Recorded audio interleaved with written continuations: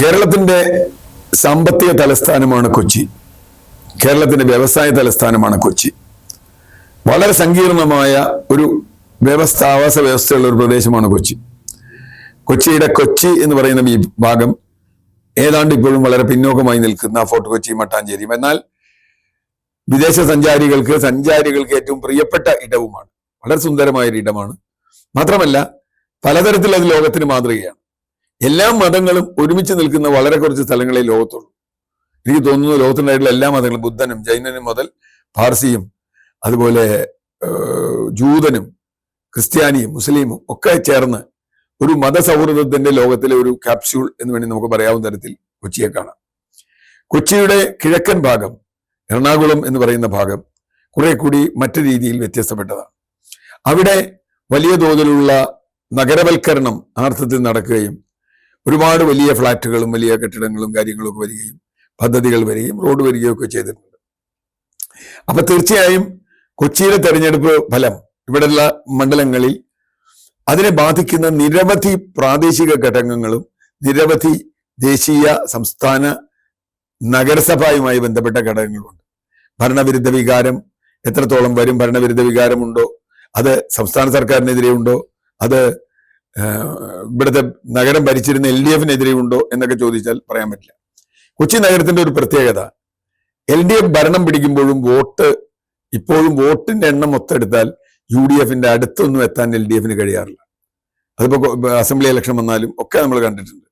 കൊച്ചിയുടെ മണ്ഡലങ്ങളിൽ ചില അഡ്ജസ്റ്റ്മെന്റുകൾ ജയിക്കുന്നല്ലാതെ അല്ലെങ്കിൽ ജയിക്കാറുള്ളത് മുഴുവൻ UDF ആണ്. കൊച്ചിയുമായി ബന്ധപ്പെട്ടപ്പോൾ കൊച്ചി മട്ടാഞ്ചേരി മണ്ഡലത്തിലാണ് കഴിഞ്ഞ തവണ ഒരു ഇടതുപക്ഷ സ്ഥാനാർത്ഥി ജയിച്ചത്. വളരെ മുമ്പ് ജയിച്ചിട്ടുണ്ടെങ്കിലും എറണാകുളം മണ്ഡലമൊക്കെ എപ്പോഴും ഇടതുപക്ഷത്തിന്റെ കൂടെയാണ്, അല്ല UDF-ന്റെ കൂടെയാണ്. ഇടതുപക്ഷത്തിന് കിട്ടാറില്ല. തൃപ്പൂണിത്തുറ മണ്ഡലത്തിന്റെ കുറച്ച് ഭാഗങ്ങൾ, തൃക്കാക്കര മണ്ഡലത്തിന്റെ കുറച്ച് ഭാഗങ്ങൾ, ഇതൊക്കെ UDF-ന്റെ കേന്ദ്രങ്ങളാണ്. പക്ഷേ നഗരസഭാ തെരഞ്ഞെടുപ്പ് വരുമ്പോൾ നന്നായി മാനിപ്പുലേറ്റ് ചെയ്യാൻ കഴിയുന്ന, അത് അടിത്തട്ടിൽ അവർക്ക് ശക്തിയുള്ളത് കൊണ്ട്, സംഘടനാ ശേഷിയുള്ളത് കൊണ്ട്, മറുവശത്ത് നാളെ ഇപ്പുറത്തേക്ക് കൊണ്ടുവരാനും ഏറ്റവും ശക്തമായ സ്ഥാനാർത്ഥികളെ നിർത്താനും വോട്ടർ പട്ടിക കൃത്യമായി കൊണ്ടുവരാനും വോട്ടർമാരെ കൊണ്ടുവന്ന് വോട്ട് ചെയ്യിക്കുന്നതിലും ഒക്കെ. കാരണം ഇവിടെ വോട്ടർമാരെ കൊണ്ടുവന്ന് വോട്ട് ചെയ്യുന്ന വളരെ നിർണായക. പല പ്രദേശങ്ങളിലും വലിയ ഫ്ളാറ്റുകളിലൊക്കെ താമസിക്കുന്ന ആളുകൾ പൊതുവെ നഗരവൽകൃത middle class, upper middle class എന്ന് പറയുന്നത് ഇതിനോടൊന്നും താല്പര്യമില്ലാത്തവരാണ്. പ്രത്യേകിച്ച് യൂത്ത്. ഇത്തവണ എത്ര യൂത്ത് വന്ന് വോട്ട് ചെയ്യുന്നൊക്കെ വളരെ നിർണായകമാണ്. യൂത്ത് വോട്ട് ചെയ്യാൻ വരുമെന്നും നമുക്കറിയില്ല. SIR ഒക്കെ വരുമ്പോൾ യൂത്ത് ചിലപ്പോൾ വോട്ടുണ്ടാവില്ല.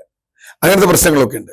അപ്പോൾ കൊച്ചിയുടെ പല ഭാഗങ്ങളിലും ഇത്തരത്തിൽ വലിയ തോതിൽ വോട്ട് പോൾ ചെയ്യുക എന്നുള്ളത് ഒരു ഭഗീരഥ പ്രയത്നമാണ് എല്ലാ രാഷ്ട്രീയ കക്ഷികൾക്കും. ഇനി UDF-നെ സംബന്ധിച്ചിടത്തോളം എനിക്ക് തോന്നുന്നു അടുത്ത കാലത്തൊന്നും ഇല്ലാത്ത തരത്തിൽ UDF അവരുടെ സ്ഥാനാർത്ഥികളെ നേരത്തെ പ്രഖ്യാപിച്ചിട്ടുണ്ട്. റബലൊക്കെ വരുന്നുണ്ട്. റബൽ എല്ലാ സ്ഥലത്തും വരും, അതിന് യാതൊരു സംശയമില്ല. റബൽ എല്ലാവർക്കും വന്നിട്ടുണ്ട്. CPM-ന് റബൽ വന്നിട്ടുണ്ട്. അതാണ് ഇത്തവണത്തെ ഏറ്റവും വലിയ അത്ഭുതം. CPM-ന് റബൽ സ്ഥാനാർത്ഥികൾ വരും. CPM-ന് എങ്ങനെ റബലൊന്നും വരാറില്ല. വല്ലപ്പോഴും ഒരാൾ വരും, അവൻ അവസാനിക്കും. പക്ഷെ ഇത്തവണ അങ്ങനെയല്ല. പല മണ്ഡലങ്ങളിലും CPM-നും LDF-നും റബൽ വരുന്നു, ചോദ്യങ്ങൾ വരുന്നു. 2020 പോലെയുള്ള ഒരു പ്രസ്ഥാനം തെരഞ്ഞെടുപ്പിൽ വരുന്നു. അത് എത്രത്തോളം ഉണ്ടാവും നമുക്കറിയില്ല. കഴിഞ്ഞ തവണ കൊച്ചി B4 കൊച്ചി എന്ന് പറയുന്ന ഒരു പ്രസ്ഥാനം ഉണ്ടായിരുന്നു. അവർ ഇത്തവണ തെരഞ്ഞെടുപ്പ് മത്സരിക്കുന്നില്ല. കാരണം ഇതൊക്കെ ചെറിയ വോട്ടാണെങ്കിലും ഒരു ഡിവിഷനിലെ വോട്ട് ജയപരാജയങ്ങൾ നിർണ്ണയിക്കാൻ ഈ ചെറിയ വോട്ട് മതി. ഒരു 2000, 500, 400 വോട്ട് പിടിച്ചാൽ തന്നെ ഒരു വോട്ടാണ് പിടിക്കുന്നതെങ്കിൽ മറ്റേ സ്ഥാനാർത്ഥി ജയിക്കാൻ സാധ്യതയുണ്ട്. അപ്പൊ അത് അങ്ങനത്തെ കാര്യങ്ങളുണ്ട്. കൊച്ചിയുടെ എനിക്ക് തോന്നുന്നത് കൊച്ചിയുടെ ഇന്നത്തെ ഒരു സ്ഥിതി വെച്ച് പൊതുവെ UDF-ന് ജയിക്കാൻ ബുദ്ധിമുട്ടില്ലാത്ത ഒരു സ്ഥലമാണ്. പക്ഷേ സംഘടനാപരമായും വോട്ട് ചെയ്യിക്കുന്നതുമായ ഈ കാര്യങ്ങൾ. മൂന്നാമത്തെ ഒരു കാര്യം BJP-യുടെയാണ്. BJP-യെ സംബന്ധിച്ചിടത്തോളം കൊച്ചിയിൽ അത്ര വലിയ വേരുകളുള്ള പാർട്ടിയല്ല. കുറെ സ്ഥലങ്ങളുണ്ട്, പ്രത്യേകിച്ച് മട്ടാഞ്ചേരി അതുപോലെയുള്ള സ്ഥലങ്ങളിലൊക്കെ, ചെറുളായി ഒക്കെയുള്ള ചില മണ്ഡലങ്ങളിൽ, എറണാകുളം സൗത്ത് പോലെയുള്ള മണ്ഡലങ്ങളിൽ ഒക്കെ അവർ ജയിക്കാറുണ്ട്. അതൊക്കെ മിക്കവാറും BJP വോട്ട് കൊണ്ട് മാത്രമല്ല, പലപ്പോഴും നിൽക്കുന്ന സ്ഥാനാർത്ഥി. ഇപ്പോ ഇത്തവണ BJP-ക്ക് ഒരു ഞെട്ടലുണ്ടാക്കിയിട്ടുണ്ട്. BJP-യുടെ 6 പ്രാവശ്യം കൗൺസിലറായിരുന്ന, അവരുടെ സംസ്ഥാന തലത്തിൽ തന്നെ അറിയപ്പെടുന്ന ശ്യാമള പ്രഭു അവർക്ക് സീറ്റ് നിഷേധിക്കുകയും അവർ ഇത്തവണ സ്വതന്ത്രമായിട്ട് മത്സരിക്കുകയും ചെയ്യുന്നുണ്ട്. നമുക്കറിയില്ല, അവർ ഒരുപക്ഷെ LDF-ന്റെ അല്ലെങ്കിൽ UDF-ന്റെ പിന്തുണ അവർക്ക് കിട്ടാൻ സാധ്യതയുണ്ടെന്നൊക്കെ കേൾക്കുന്നുണ്ട്, നമുക്കറിയില്ല.